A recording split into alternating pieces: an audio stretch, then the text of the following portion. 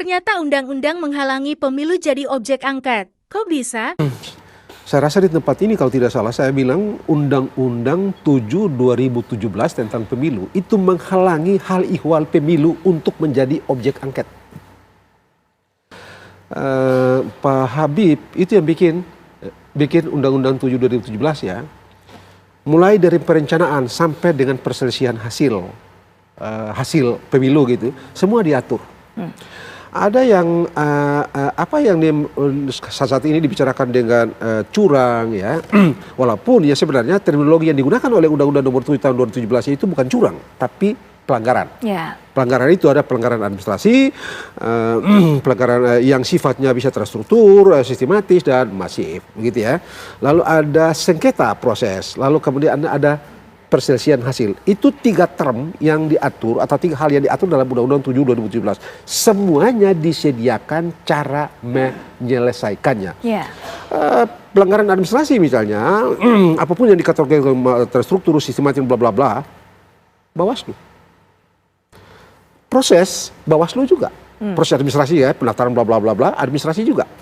Kalau Anda tidak setuju dan itu penyelesaian di Bawaslu. Kalau Anda tidak setuju dan hasil yang diputuskan oleh Bawaslu, Anda sengketakan itu ke pengadilan TUN. Khusus mengenai hasil harus di Mahkamah Konstitusi. Itu pun ada catatan sebenarnya.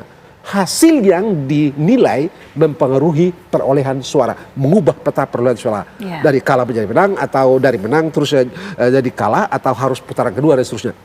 Itu yang disediakan di dalam Undang-Undang 7 2017 dan itulah kerangka hukum yang dipakai. Pertanyaannya adalah karena sekarang ini orang bicara mengenai bla bla bla angket dan semacam itu tadi, maka pertanyaannya adalah apakah orang-orang ini berpemilu tidak dengan menggunakan Undang-Undang Nomor 7 2017? Pasti tidak.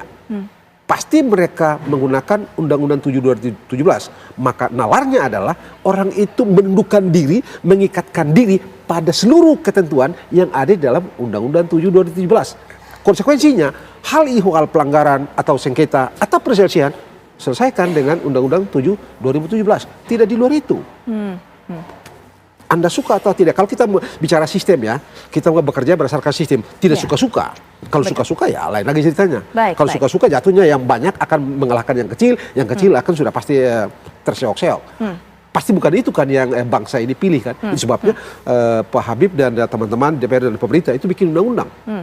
Begitu. Jadi hanya itu. Karena itu tapi saya tidak mau sebutkan subjek orang itu. Saya rasa ada orang penting, bukan saya rasa ada orang penting di kubu 03 yang sudah nyata-nyata mengatakan bahwa sebagian dari isu yang dibicarakan untuk diangketkan itu, dipersoalkan dalam hasil pemilu ini tidak bisa masuk dalam kerangka kecurangan pemilu, tapi masuk dalam undang-undang yang lain dan itulah yang menjadi objek. Tapi hal itu tidak dikerangkakan dalam soal pemilu.